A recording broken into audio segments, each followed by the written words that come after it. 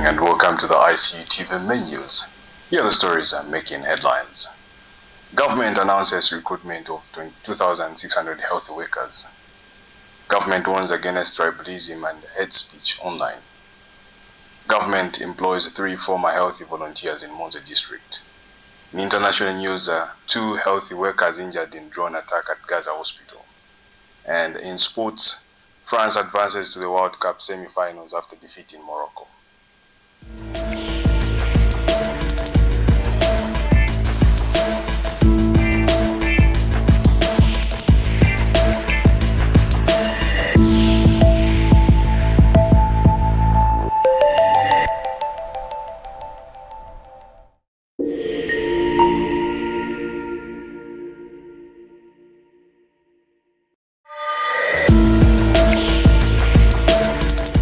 With the news in details, my name is Chitemwiko Sai Kalonde. Well, the Civil Service Commission has announced the recruitment of 2,600 health workers across the country. Commission Chairperson Cholwe Veyani said the national-wide recruitment advertisement will be published in the Zambia Daily Mail and the Times of Zambia on Tuesday, 14th July 2026 and Thursday, 16th July, to ensure wider public access.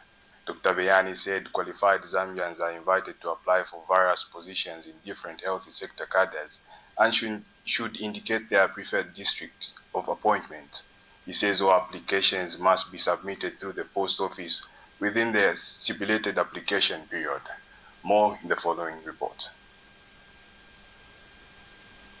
Government of the Republic of Zambia through the Zambia Statistics Agency, ZAMSTAT, has announced plans to update the way Zambia measures this.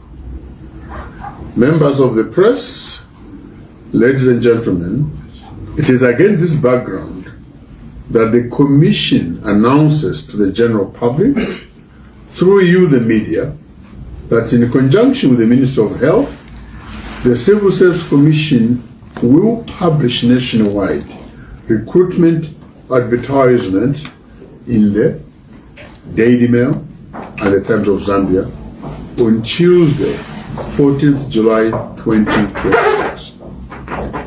The advertisement will be repeated on Thursday, 16th July to ensure wider public access to the information.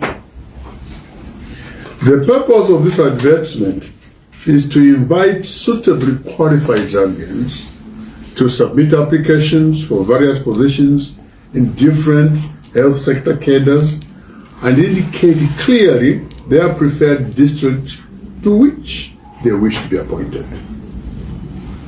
All applicants will be required. Well, in other news, our government has expressed concern over the circulation of social media content that has the potential to promote tribalism, hatred, division among Zambians. Government says the country's strength lies in unity, diversity, and the principle of one Zambia, one nation, and has urged the citizens to use freedom of expression responsibly. Government said the Cyber Security Act 2025 and the Cyber Crimes Act 2025 provide the legal framework for addressing the misuse of digital platforms. Government has further urged members of the public to verify information before sharing it and avoid content that may undermine national unity. Government said it will continue working with law enforcement and regulatory institutions to monitor abuse of cyberspace, while calling on traditional leaders, religious organizations, political leaders, civil society, the media, and citizens to promote peace, tolerance, and unity. Well, still in local stories, 3 healthy volunteers of Moya Healthy Post in Monze district have officially joined the government workforce after receiving their employment letters. The 3 were recognized during President Hakainde Hichilema's visit to the district earlier this year. The Ministry of Health says the volunteers' transition into formal employment reflects government's commitment to recognizing dedication, supporting health workers, and strengthening healthy service delivery across the country. Meanwhile, the Monze District Healthy Office has expressed gratitude to President Hakainde Hichilema for fulfilling the commitment, saying the employment of 3 health workers has positively changed the lives while contributing to improvement health care delivery in the district. We now take our first break, still local stories coming up. Stay tuned. The Information and Communications University is driving the thrill for the nation in research and development. Enroll now for full-time and distance programs in the School of Engineering, Humanities, Business and Education.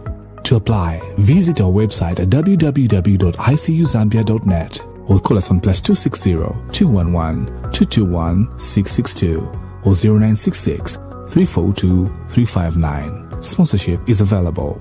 Enroll now.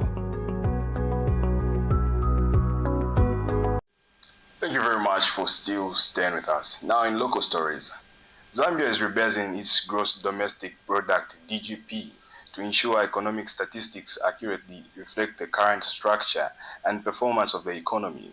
The exercise involves updating the GDP base year from 2010 to 2023 to capture changes in key sectors such as information and communication technology, financial services, tourism, renewable energy, and construction. GDP rebasing is statistical exercise aimed at improving the accuracy of economic data and does not involve changing the value of kwacha, creating new healthy or making the countries suddenly richer. The process is expected to provide a more current measure of economic activity and strengthen decision making. The exercise is supported by the 2025 Economics Establishment Census, which identified about 485,000 economic establishments, compared to the approximately 66,000 recorded during the 2010 benchmark period.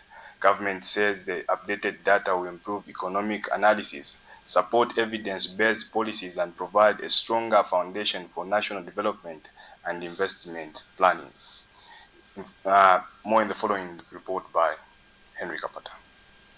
Government of the Republic of Zambia through the Zambia Statistics Agency, ZAMSTAT, has announced plans to update the way Zambia measures the size of its economy. The process is called Gross Domestic Product, or GDP rebasing. The first thing to understand is that GDP rebasing is not a rebasing of the kwacha. It is not the creation of new wealth, and it does not mean Zambia has suddenly produced more goods and services overnight. It doesn't mean that. It is a statistical exercise designed to provide a more accurate picture of economic activity that already exists. GDP is the total value of all goods and services produced in Zambia over a given period. It is the main measure used to understand the size and performance of an economy. A simple way to understand GDP rebasing is to look at Zambia's geophysical mapping program. When government carried out nationwide geophysical mapping, the minerals beneath the ground did not suddenly appear because of the exercise. Copper was already there, gold was already there, manganese was already there. What changed was that Zambia obtained a much clearer and more accurate picture of what resources existed, where they were located, and their potential value. That information helps government plan better, helps investors make informed decisions, and improves understanding of the country's resource base. GDP rebasing works in the same way. Instead of mapping what is underground, government is mapping the economy. The businesses, farms, factories, bank, transport companies, ICT firms, tourism operators, and other economic activities already exist. Rebasing does not create these activities. It improves the way they are measured and recorded, giving Zambia a clearer picture.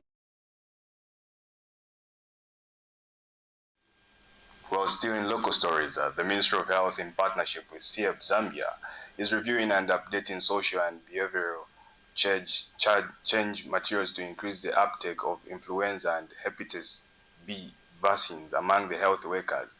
The initiative targets health workers in selected districts across Lusaka, Eastern, Southern, and Copperbelt province. The ministry is encouraging all eligible health workers in the implementing districts to get vaccinated to protect themselves, their colleagues, their families, and their patients they serve.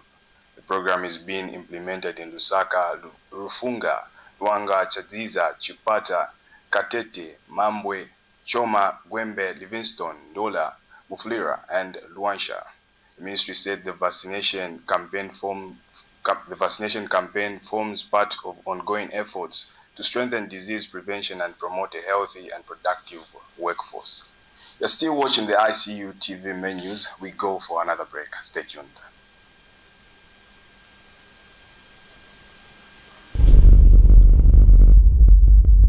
The Information and Communications University is complementing government effort in promoting legal and safe mining for all Zambians.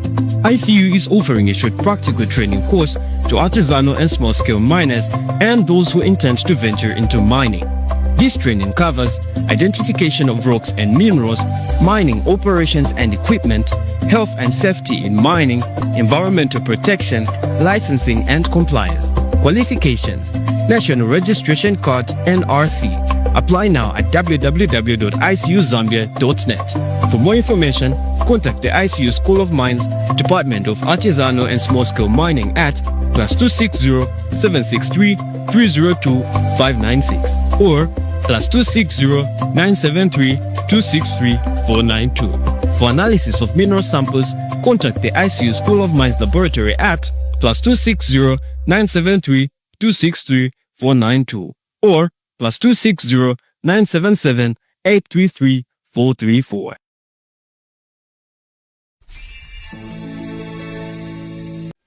Thank you very much for still staying with us. Now, the news in international news.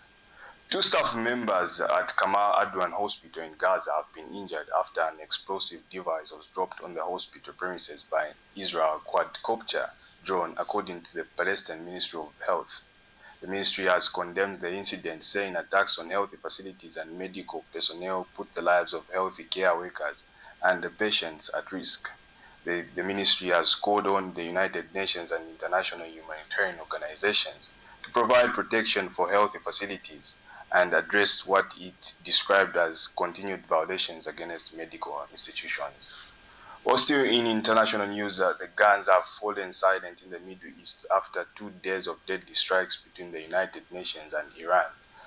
Qatari negotiations have reportedly traveled to Tehran as efforts continue to restore diplomatic talks between the two sides. United States official says Washington remains committed to negotiations with Tehran while technical discussions are ongoing. The renewed conflict has also affected shipping activity in the Strait of Hormuz, putting further pressure on global energy markets already facing major supply disruptions. Meanwhile, in Gaza, large numbers of Palestinians gathered to pay their last respect to an aid worker who organized World Cup screening and was killed in an Israel airstrike. We now take our last break, coming to you with sports.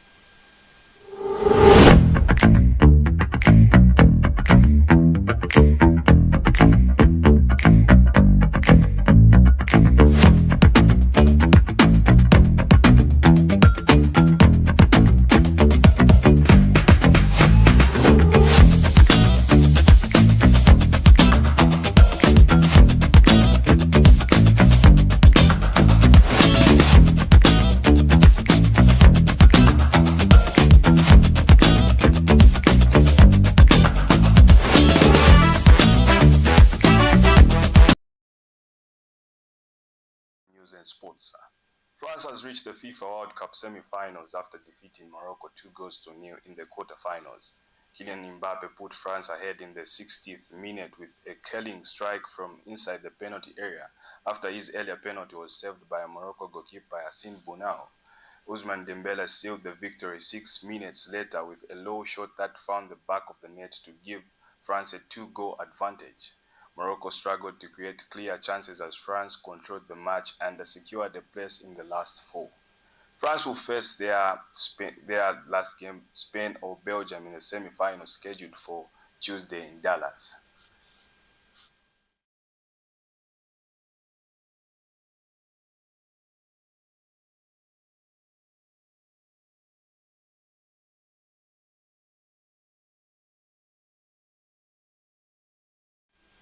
Well, with the sports item, this is where we come to the end of the ICU TV menus. But before we go, a quick recap of the stories that were making headlines. Government announces recruitment of 2,600 healthy workers. Government warns against tribalism and hate speech online. Government employs 3 former healthy volunteers in Monze district. And in international news, 2 health workers injured in drone attack at Gaza hospital. In sports, France advances to World Cup semi-finals after defeating Morocco. Thank you very much for watching the ICU TV main news. For more news, please stick to our ICU TV main page, that is icutv.com on Facebook, and our website, that is ICU TV. I've been your news anchor, Chitemwiko Sai Kalonde. Have a good evening.